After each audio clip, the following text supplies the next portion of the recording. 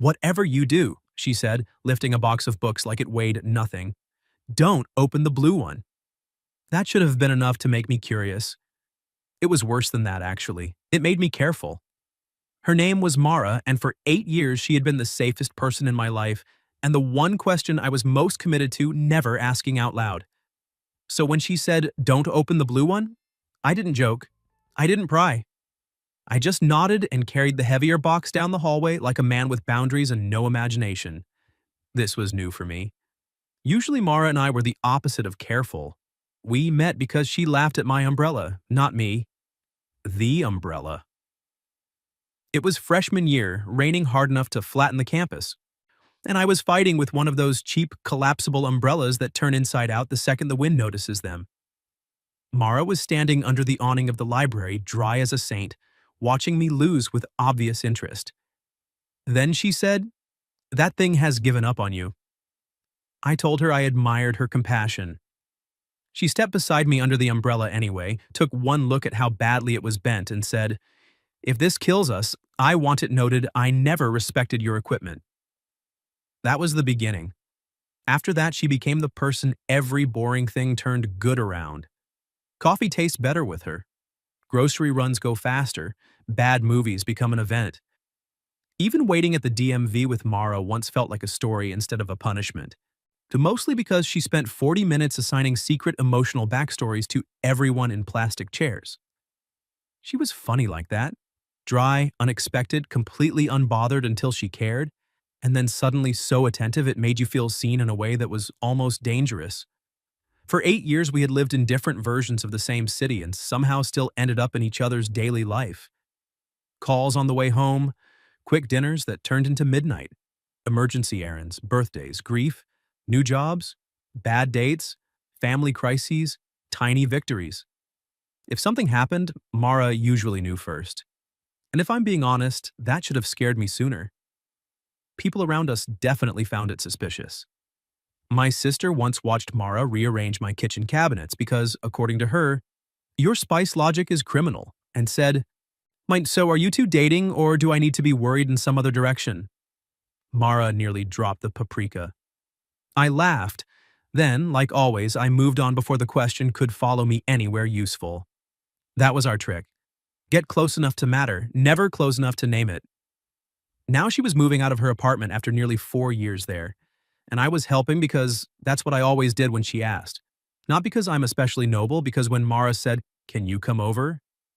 I need help packing, and I'm dangerously close to throwing things out based on emotional betrayal. There was no version of me that wasn't already grabbing my keys. The apartment looked wrong, half empty. Too much wall, too many echoes.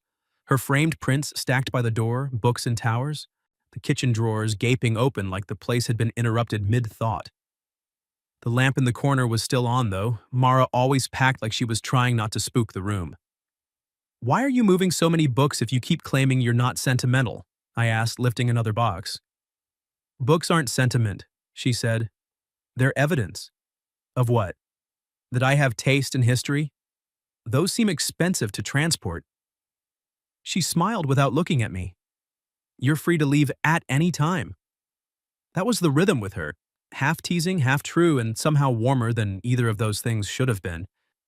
We worked for 2 hours, kitchen first, then shelves, then the closet where she found a sweater I'd left there in February and said, "This is your fault," like I had personally arranged her attachment to objects.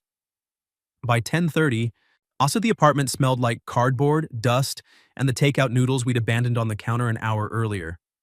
We were both tired enough that the edges of things had gone soft. That was when the blue box happened. It wasn't dramatic.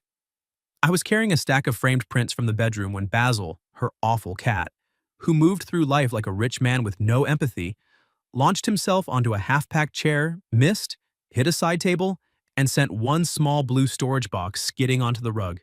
The lid popped off. Mara turned so fast it almost looked like pain. "Don't!" Too late.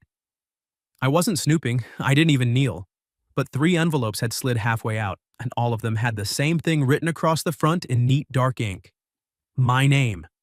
Not just once. 3 different envelopes, 3 different dates, same name, same handwriting. Same sudden feeling that the room had dropped 2 degrees, and I had somehow become the least prepared person in it. I looked at the box, then at Mara. She was standing completely still, one hand still on the bedroom doorknob, face drained in a way I had never seen before. Not angry, worse, exposed. I wasn't trying to read anything, I said. I know. Her voice was flat, controlled too carefully. That made it worse. I set the frames down by the wall. Why is my name on Eli? That was all she said. Just my name. But it landed like a warning. I should have backed off, I know that. But 8 years is a long time to spend not asking the right question. And there was something about seeing my own name on those envelopes that made every skipped question in my life feel suddenly expensive. Mara, I said quietly. What is that? She looked at the box, then at me, then away, like she was actually considering whether she could still lie and have either of us survive it. When she finally spoke, her voice had gone softer. Not weak, just tired of hiding. Those are letters, she said. I can see that. Yes, she said. That's the problem. I waited. She folded her arms, unfolded them, then gave a short, helpless laugh that sounded nothing like her usual one. I wrote the first one after our first winter here, she said. Then another after your sister's wedding. Then one the night you called me from that rooftop in Brooklyn because you said the skyline looked unreasonably lonely, and I knew you only say things like that when you're trying not to fall apart. My heartbeat had stopped being useful. Mara, she looked at me then, really looked at me, and in whatever she saw on my face made her eyes shine in a way I was not ready for. I never sent them, she said. Any of them. How many are there? That got another one of those small, helpless laughs.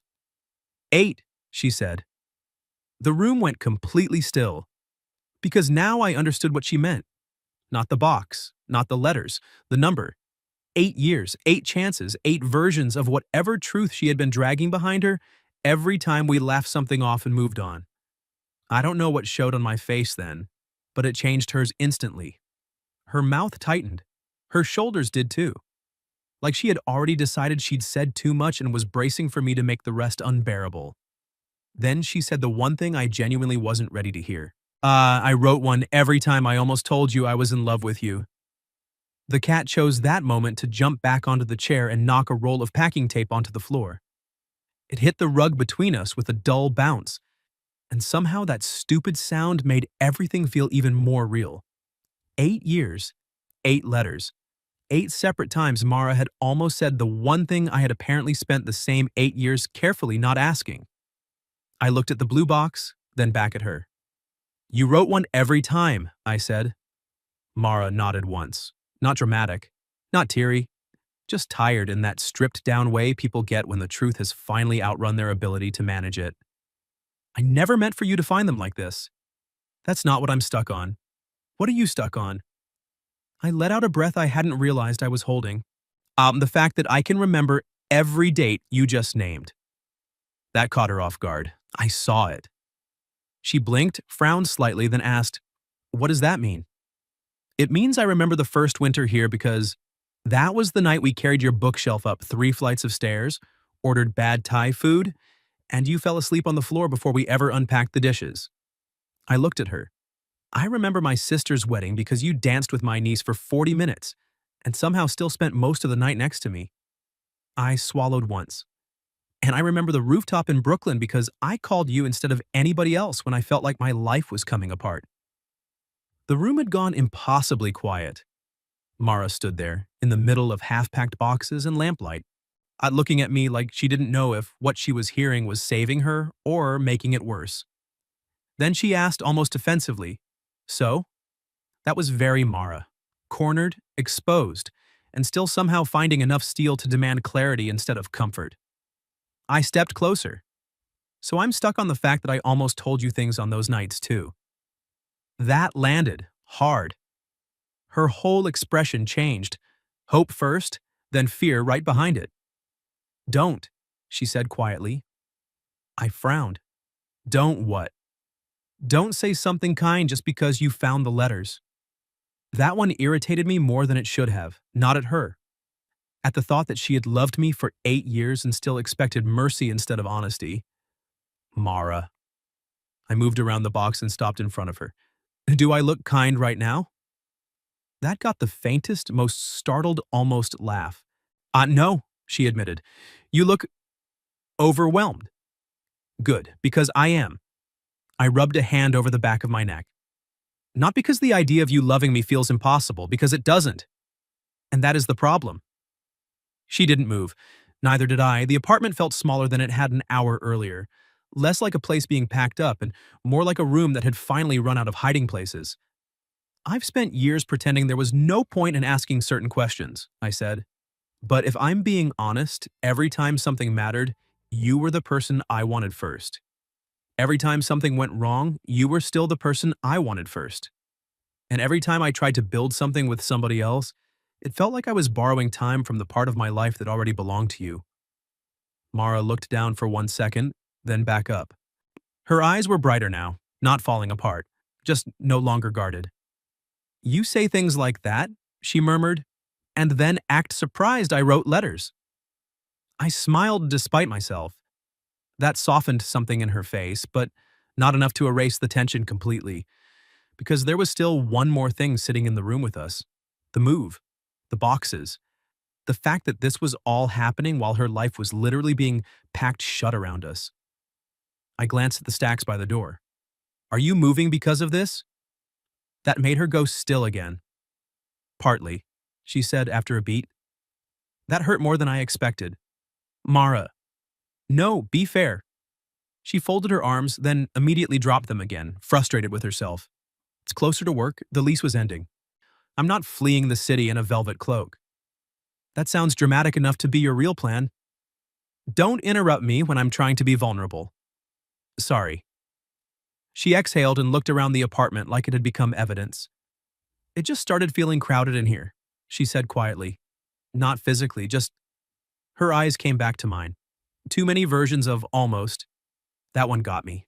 Because I knew exactly what she meant.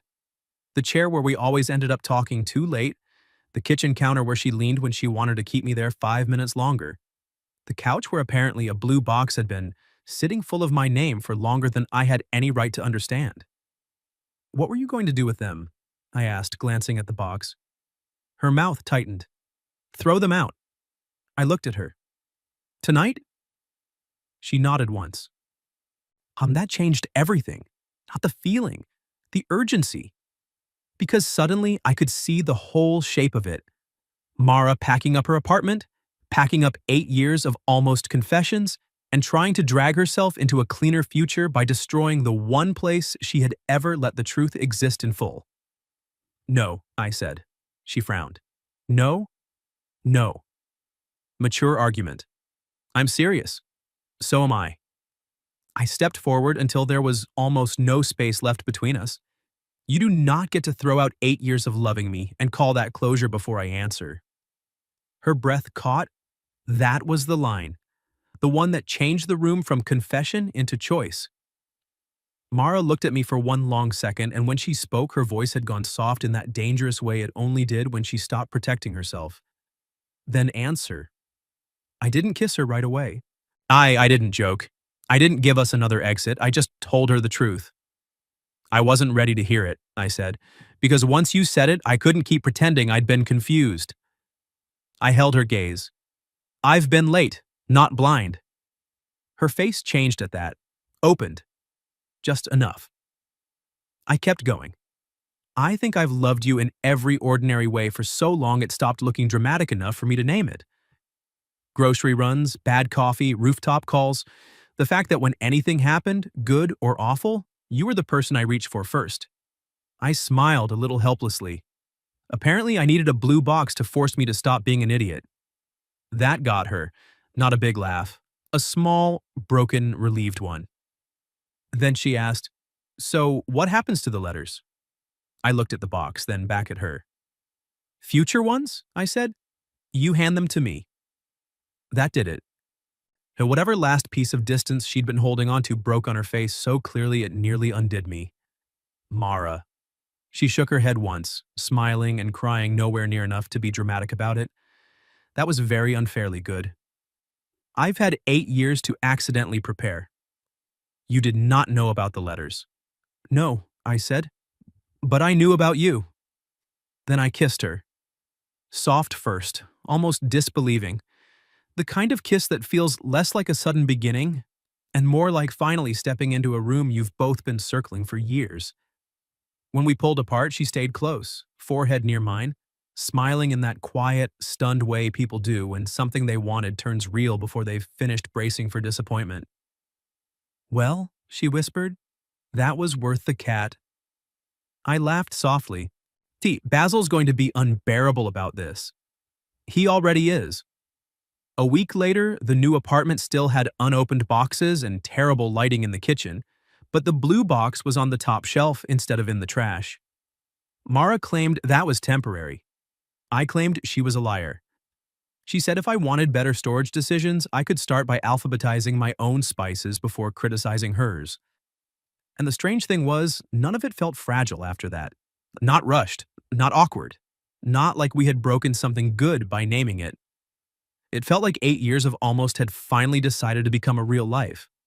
So tell me, if you were in my place, what would you have done after hearing what she'd been hiding for 8 years? Leave it in the comments. And if you like this story, don't forget to like the video, subscribe to the channel, and I'll see you in the next one.